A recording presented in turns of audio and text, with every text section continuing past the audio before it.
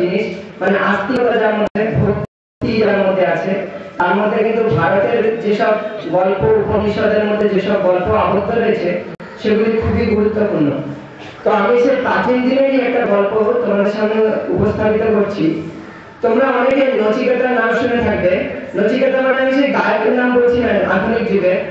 নচিকেতা এখানে অনেক পুরানো দিনের একটি ছোট ছেলে, তোমাদেরই মতো ছোট ছেলে, কিন্তু তার মধ্যে রয়েছে প্রচন্ড শক্তি, কিন্তু সে শক্তি সে জানে না যে তার মধ্যে লুকিয়ে রয়েছে। যখন ফিরে যাবো তখন যাতে আমার বাবা মা আমাকে ঠিকঠাক চিনে নিতে পারে এবং ঘরে মানে আমি যখন থাকবো যাতে আমার সঙ্গে আমার বাবার কোনো বিভেদ না হয়। কারণ যমরাজের কাছে আমরা তো কেউ এই জন্য যমরাজের কাছে যেতে পারি না। তো যমরাজের কাছ থেকে যখন ফিরে আসবেন তার দেহ যাতে অক্ষত এবং পুরাতন যে দেহ ছিল সেই দেখেই যাতে তিনি ফিরে আসতে পারে এই বর চাইলেন।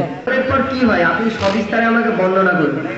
এই শুনে তো যমরাজের একেবারে অবস্থা খারাপ, বলে এই ছেলেটা জিজ্ঞেস করে মানুষের পরে কি হবে, এ তো যমরাজ নিজেই সম্পূর্ণভাবে জানেন না। তখন তিনি প্রথমে লোভ দেখাতে শুরু করলেন, আর যা তুই চাইবি সব আমি দেবো। কিন্তু নচিকেতা অটল। নচিকেতা বলছে না, আমি ওইসব তো জানতে আপনার কাছে আসি, আপনি এই জিনিসের গুরুদত্ত আপনাকে আপনি জানেন, তো আপনি আমাকে বলুন সবিস্তারে খুলে বলুন। তখন বলছে, আরে বোকা, এইসব তো দেবতারা ঠিকঠাক জানে না, তুই আবার কি জানতে এসেছিস, তুই কাজ কর, তুই ঘরে চলে যা। তখন